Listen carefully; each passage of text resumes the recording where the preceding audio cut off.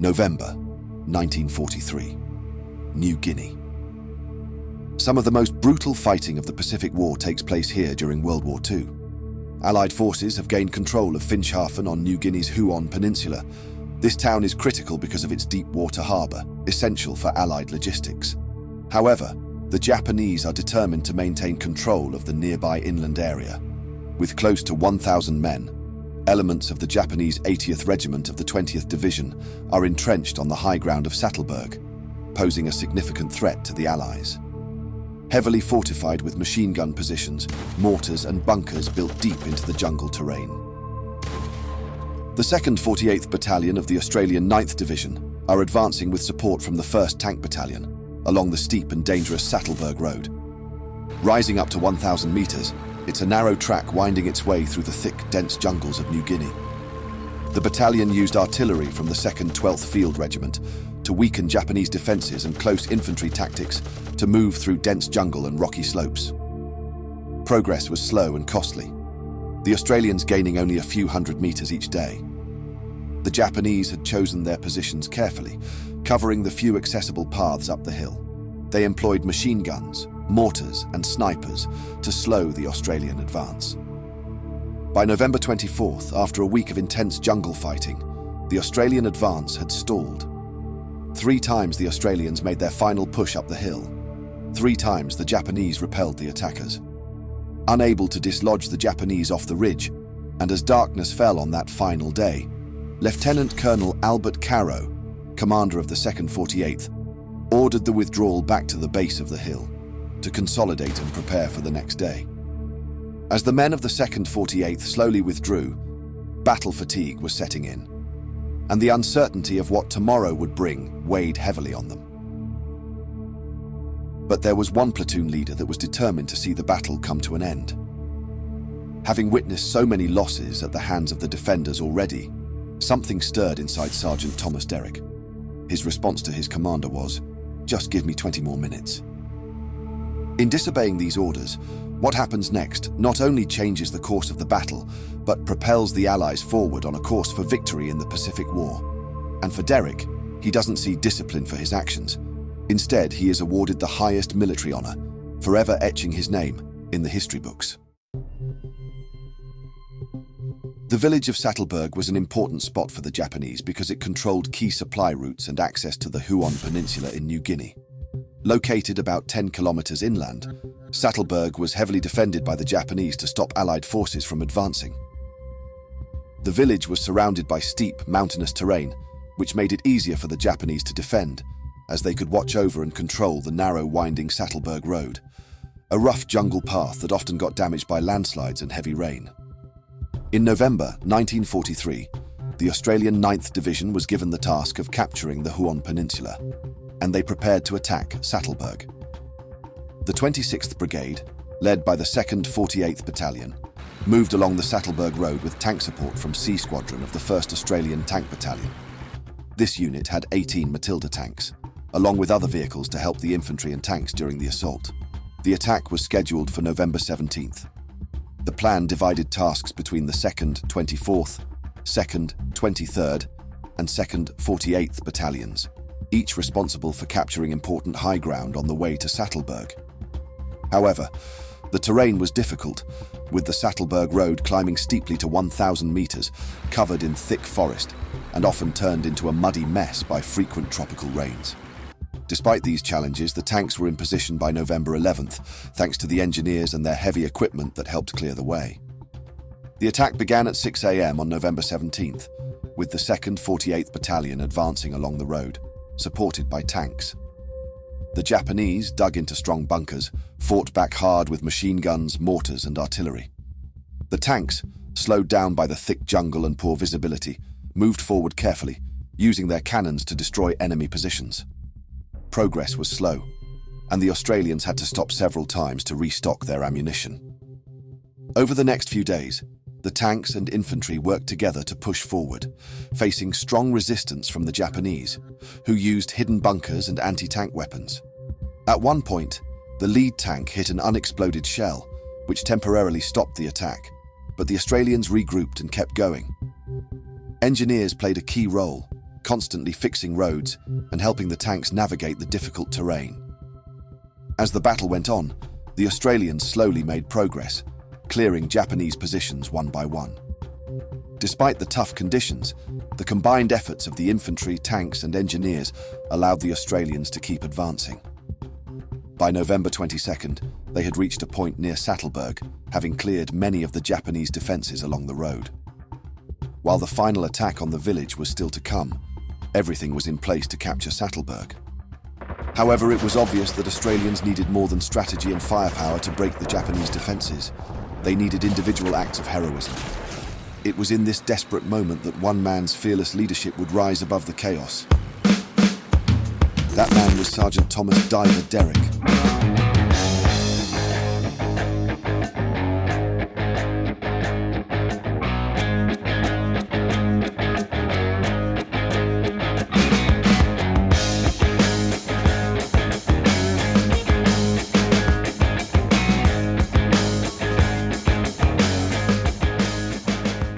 Derrick was one of Australia's most celebrated soldiers during World War II, known for his extraordinary leadership, bravery and service in both North Africa and the Pacific.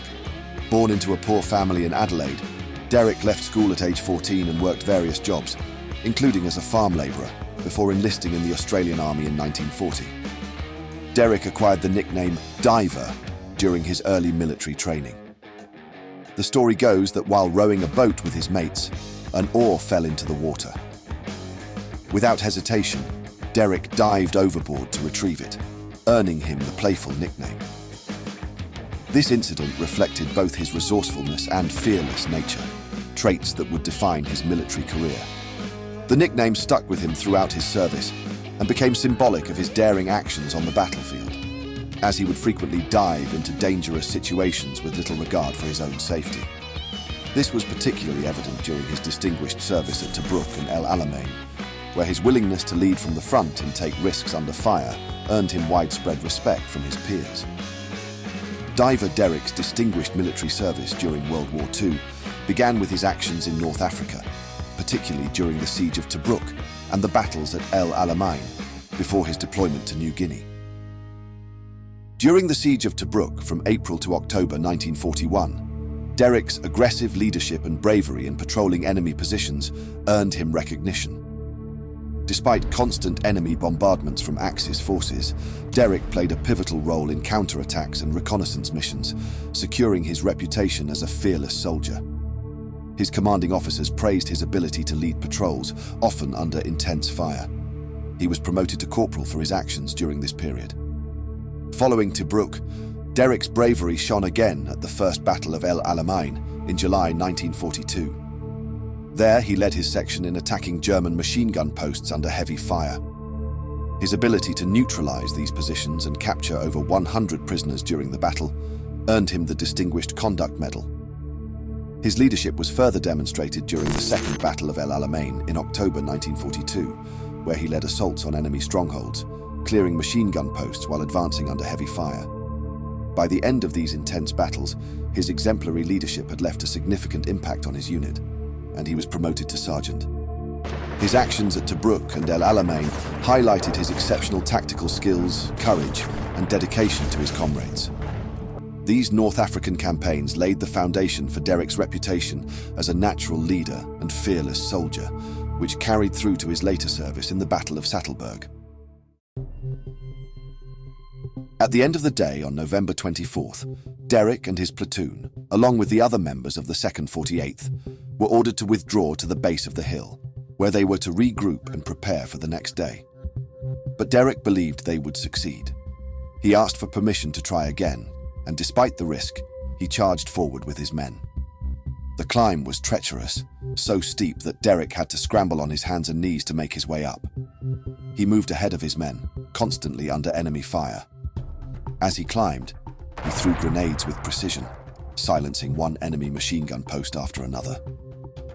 In total, Derrick destroyed 10 enemy positions single-handedly. It wasn't just about defeating the enemy. The terrain itself was an enormous challenge. Each time Derrick cleared a post, he moved on to the next, determined to push through.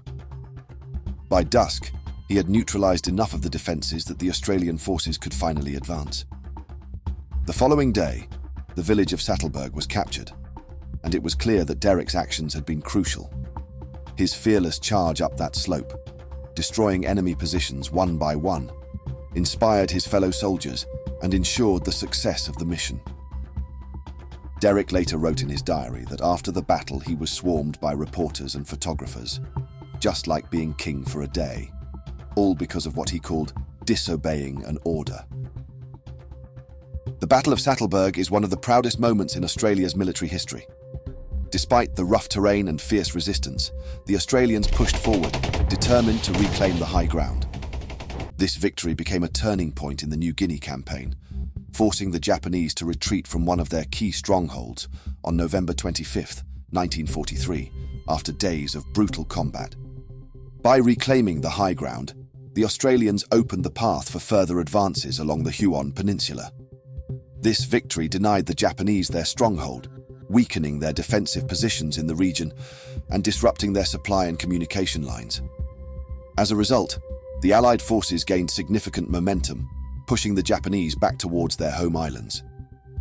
By April 1944, the Allies had regained full control of mainland New Guinea after the Japanese were defeated in battles such as the one at Hollandia and Itape, which were part of Operation Reckless and Operation Persecution.